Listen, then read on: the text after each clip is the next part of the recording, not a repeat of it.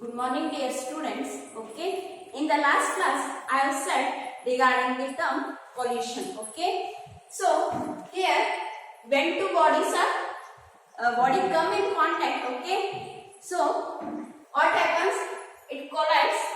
So here the collision can be considered in terms of one dimension or two dimension. Okay, suppose if there are two bodies of different masses, the first body gets collides with the second body, then after collision the two bodies moves in the same straight line. Such type of collision is called as what? Collision in one dimension. Okay, so the main important concept in during collision, that is here momentum and kinetic energy term we are going to consider. Okay, that is regarding the conservation of linear momentum and the conservation of the kinetic energy. How we can state the conservation of linear momentum? It is the total linear momentum before collision equal to total linear momentum after collision. Similarly, conservation of kinetic energy, how we can state? It is the total kinetic energy before collision will be equal to total kinetic energy after collision. So here total is nothing but the linear momentum value of the two bodies or the kinetic energy value of the two bodies. It's their total. Okay. So here the collision can be classified into two types. What are they? Elastic collision and inelastic collision. When we can use the term elastic collision? Only if both linear momentum and kinetic energy is conserved. Okay. So in the last class we have derived the final velocities. Okay. Final velocities of the bodies when underwent the elastic collision. In the today's class, let's see the concept regarding the inelastic collision. Okay. So here inelastic collision means what? Only linear momentum is conserved but kinetic energy is not conserved. Okay. So in elastic collision, in the exam they may ask the question in this manner, that is derive the loss of kinetic energy in completely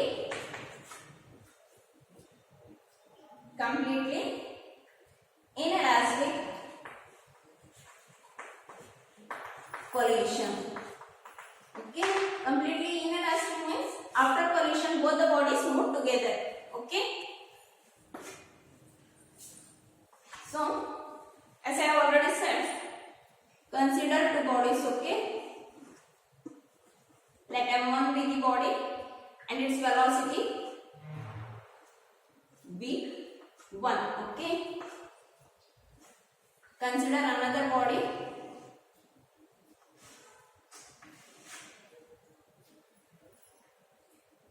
that is m2. Let v2 be its initial velocity. Actually what happens if collision occurs, we would think that the object or this particle will be moved in the two different directions. But in case of inelastic collision, after collision these two bodies move in a single straight line. Okay, that will be theta 1 and theta 2.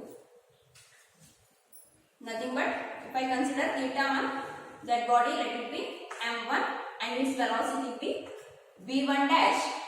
Next one more body m2 and its velocity v2 dash. Okay. Next here m1 and m2 masses of two bodies with velocity v1 and v2, and after collision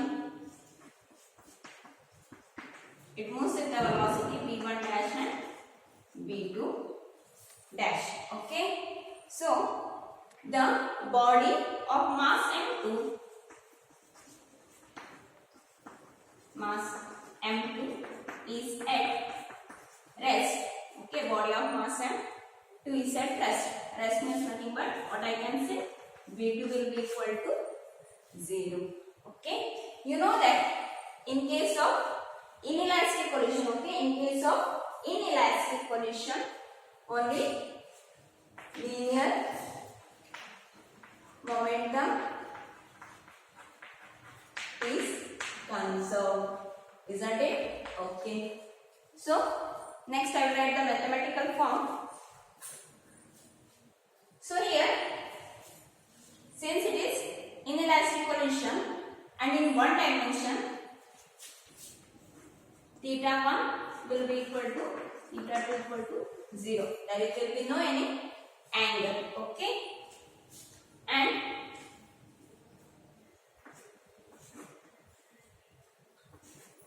v1 dash value will be equal to v2 dash.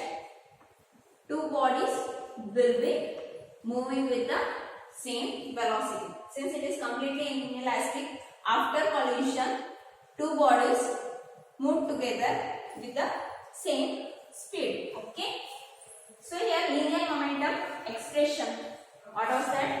m1 v1 plus m2 v2 equal to m1 v1 dash plus m2 v2 dash. Okay, next apply these things. v2 0, v1 dash and v2 dash are equal, so I can replace the equation by m1 v1 equal to m1 v dash plus m2 v dash. So m1 v1 is equal to m1 plus m2 common into v dash. Okay, so I can write the final velocity in terms of final velocity. V dash is equal to what? m1 plus m2. Okay, m1 plus m2 divided by m1 into v1. m1 plus m2 divided by m1 into v1. So if it is equation 1, use it as equation 2. Okay, so here next, kinetic energy is not conserved, isn't it?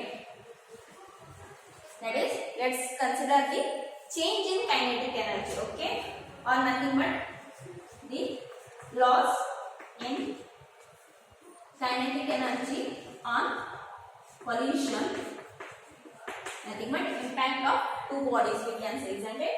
Okay, that is, change or loss of kinetic energy is given by initial kinetic energy and minus final kinetic energy. Initial kinetic energy minus final kinetic energy. Kinetic energy means half mv square, isn't it? Initial kinetic energy,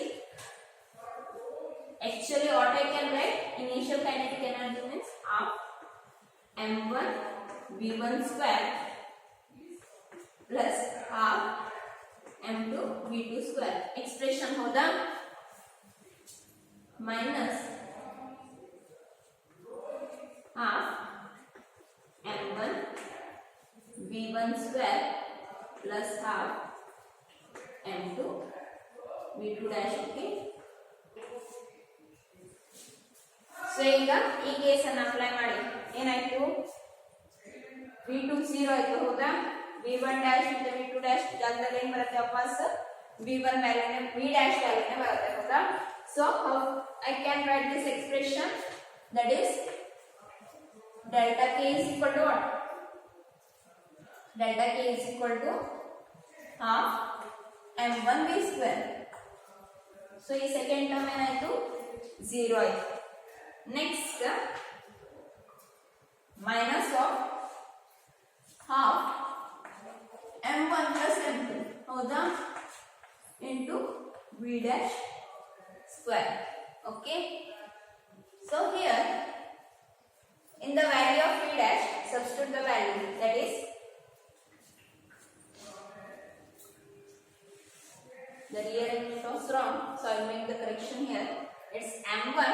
Okay, m1 plus m2, m1 upon m1 plus m2. Okay, substitute ನಂತರ simplify ಮಾಡುವ b dash square minus half m1 plus m2. b dash square value ಏನಿದೆ m1 upon m1 plus m2 whole square into b dash square. Okay, next after simplifying it further, half m1 b1 square minus, so m1 plus m2 numerator ಅಲ್ಲಿ ಇದೆ, ಅದೇ ತರ ಇಲ್ಲಿ square ಮಾಡಿದ್ರೆ ಇಲ್ಲಿ ಒಂದು term ಉಳಿಯುತ್ತೆ, ಹೌದಾ? ಈ ಟರ್ಮ್ ಮತ್ತೆ ಈ ಟರ್ಮ್ ಕ್ಯಾನ್ಸಲ್ ಆಗುತ್ತೆ. ಸೊ ಏನು ಬರುತ್ತೆ next half m1 square b1 square divided by simply m1 plus m2.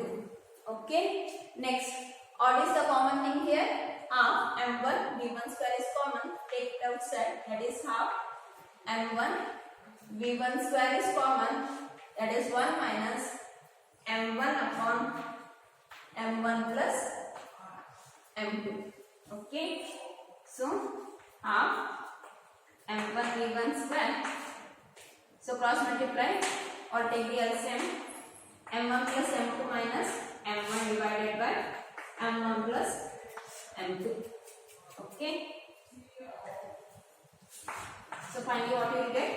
Half m1 m2 divided by m1 plus m2 b1 square. Okay, it is the expression of the loss and kinetic energy. Okay, so this may ask for 5 marks. Okay, in your annual exam.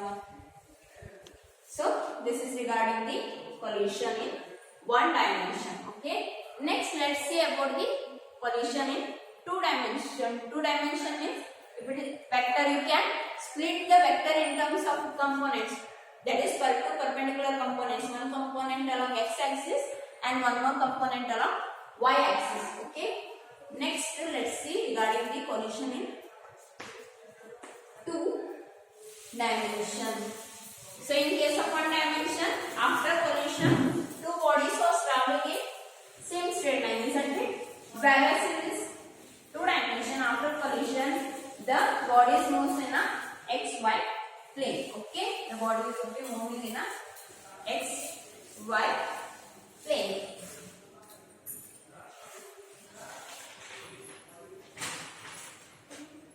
Okay,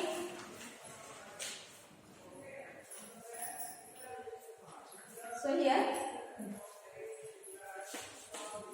the initial and final velocities of two bodies lying in xy plane. Okay, such type of collision is called as collision in two dimension. Okay, so here m1 initial one body moves with the velocity of v1. Okay, it gets collide with the another body m2. If p2, if we consider it is in the rest condition. Okay, first body gets collide with the second body. Okay, in case of first one dimension, both the bodies were moving in the which straight line, isn't it? So whereas in this case after collision, so body of mass m1 moving with the speed v1 dash. Okay, in this direction, body of mass m2 moving with the speed v2 dash in this direction. So we know that we can resolve this in terms of two dimensions, isn't it? Okay,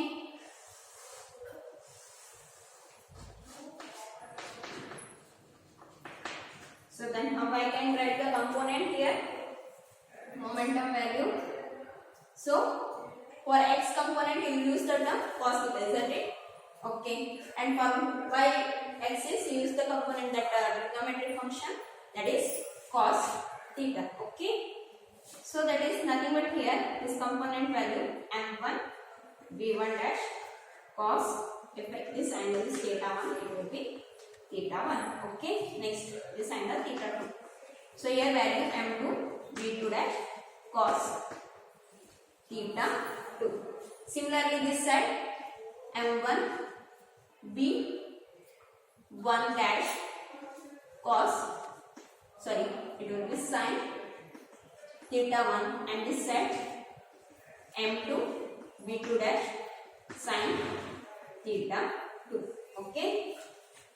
So next here the component value, as I have already said, can be classified. Since momentum is a vector quantity, we can resolve the vector into two components. So linear momentum term can be classified in terms of its components. Okay, that is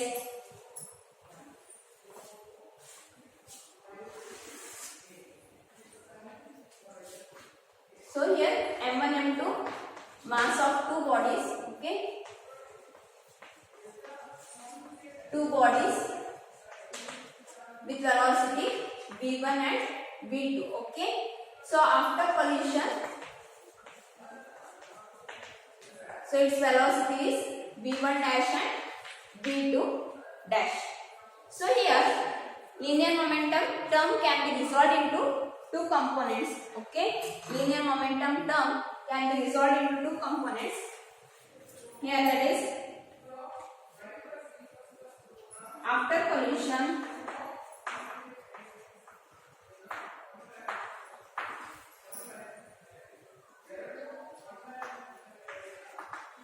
linear momentum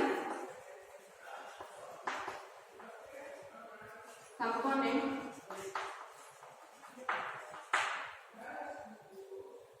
of first body, that can be written as m1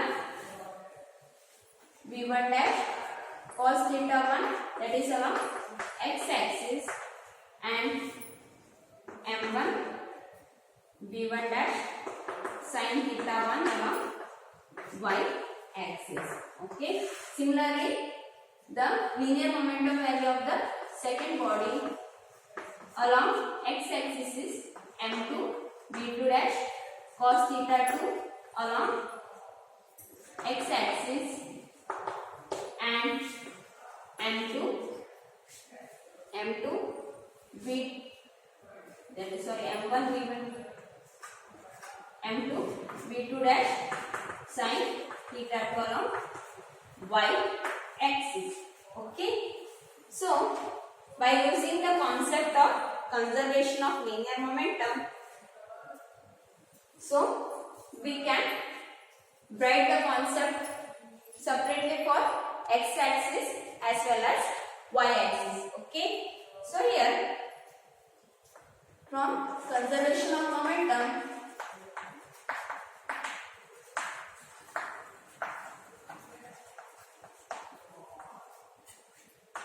okay, if I consider the x-axis system, okay, the first, that is along x-axis, linear momentum of the first body m1 v1 equal to linear momentum after collision of the first body, sum of these two, that is m1 v1 dash cos theta 1 plus m1 v1 dash sin theta 1. Okay. Similarly, conservation of momentum for y-axis, how I can write this? Since second body is at rest, m2 v2 value, that is nothing but v2 will be 0, m2 v2, isn't it, which value is 0, which is equal to what?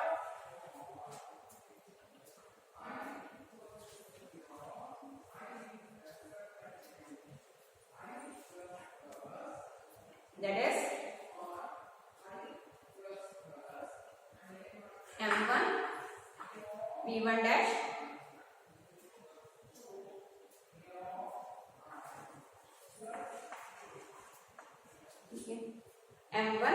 v1 dash sin theta 1 plus m2 v2 dash sin theta 2. Okay, so x axis value this side, it is sum of these two, isn't it? m1 v1 cos theta 1 plus m2 v2 dash cos theta 2, that is along the x axis. Next, along the y axis, sum of these two, that is m1 v1 sin theta 1 plus m2 v2 sin theta 2. Okay, it's m2 only here. So this much is regarding the concept. Okay, that is work power energy. Just in this class I will solve one or two problems. Okay, in the next class I will solve some more extra problems. Okay.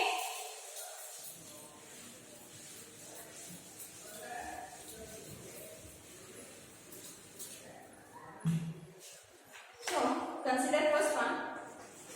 A force of 4 Newton is applied on a box, at an angle of 60 degree. The box speed is 3 meters per second at a certain instant, or is instantaneous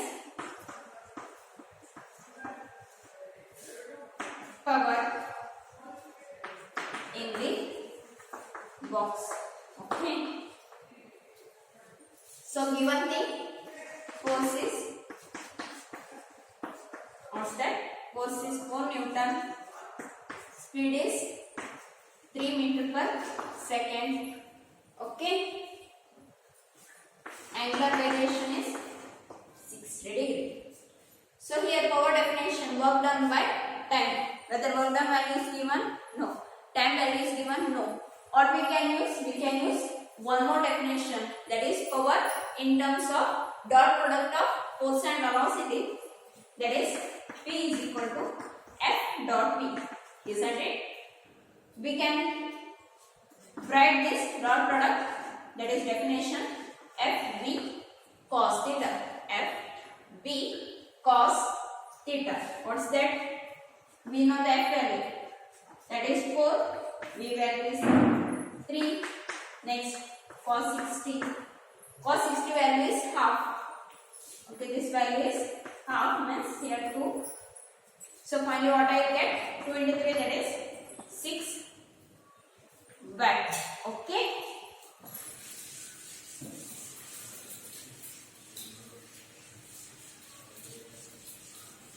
So let's see next one more example.